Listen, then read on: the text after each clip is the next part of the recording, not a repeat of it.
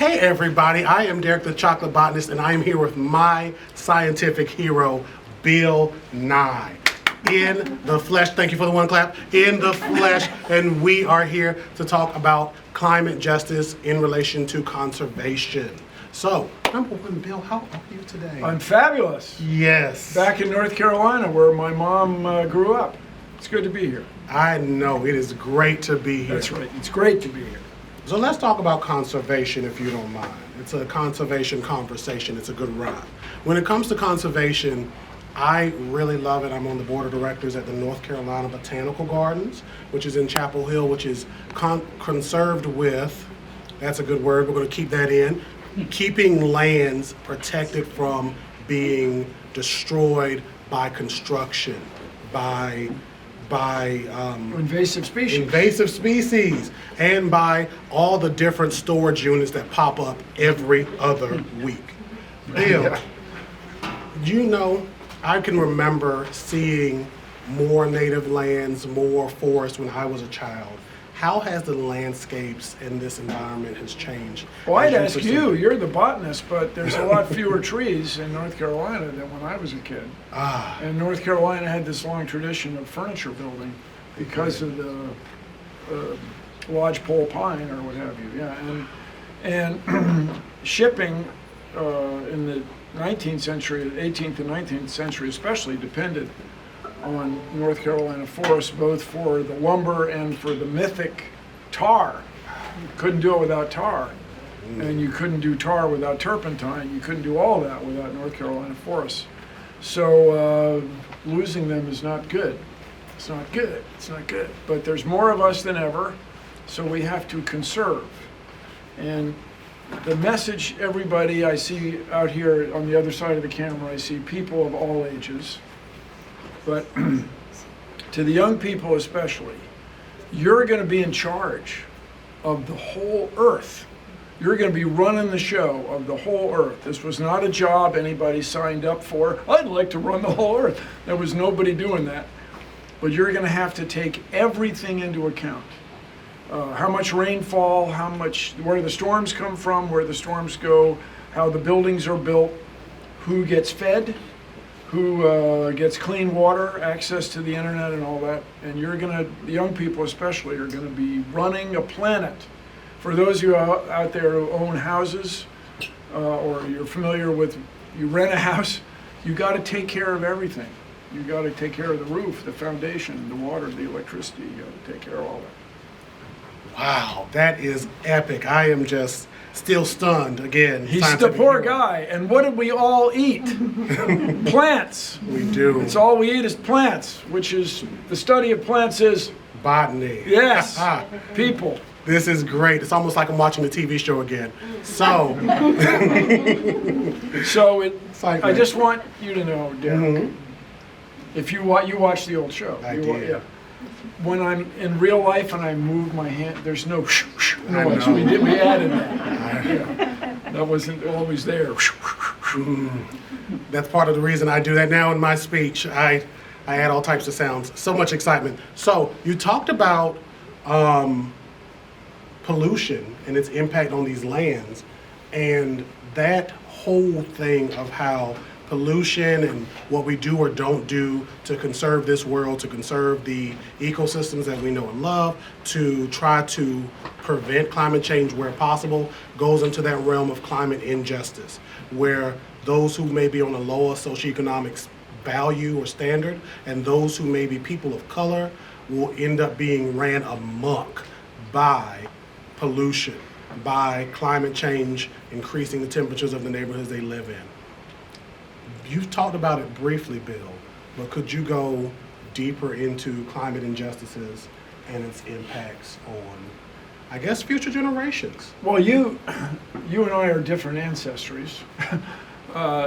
This business of redlining neighborhoods and having fewer trees in redlined neighborhoods is just unfair. And not only that, you don't want any neighborhood to have too few trees. I mean, nobody wants that. And so when you talk about pollution, the problem we're having now is these chemicals that don't break down very readily. So they end up in the soil, end up in water, and then they end up in the soil, and they end up in the food we eat, and they end up in the food that everybody eats. By everybody, I mean wildlife. And so we got to just find ways to manage those chemicals. We got to not get rid of them. Now, you know, we're not going to get rid of plastic very quickly. So we got to find ways to manage those chemicals, not just, we can't just freak out and say we're not going to do them not make them anymore. We have to control them and specify which ones get produced. And so it's easy to say, but it's complicated. And when people ask me, what's the one thing we could do? What's the one thing I could do to address climate injustice? Vote. That's the one thing to do. Vote. And if you're too young to vote, which it looks like you might be, make sure the adults in your world vote. Do not let them off the hook. Hassle them. You're going to vote, or it's coming after you. And so I'd say two things to address climate injustice would be talk about it. If we were talking about it the way we talk about other important issues, we'd be doing something about it. And then the other thing is vote.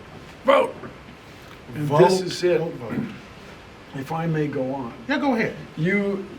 I'm of a certain age. Really? Were you? Yes. Ah, Were you alive in 2000? yes. Barely. I was 10. You were 10. There you go. Well, I used to say the year 2000 was the most important election of my lifetime. Okay.